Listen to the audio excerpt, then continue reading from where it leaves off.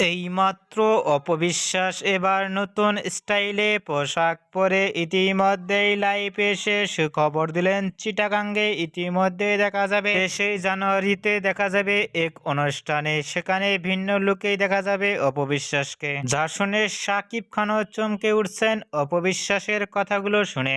চিটাগাঙ্গে সেইখানে অনুষ্ঠানে ভিন্ন লুক ধারণ করে দেখা যাবে ভক্তদের অবাক করে দিতে। সেখানে অপবিশ্বাসের ভেরিফাই ফেসবুক পেজে এই ভিডিওটি আপলোড দিয়ে মুহূর্তের মধ্যেই সোশ্যাল মিডিয়ায় ভাইরাল হয়ে পড়ছে।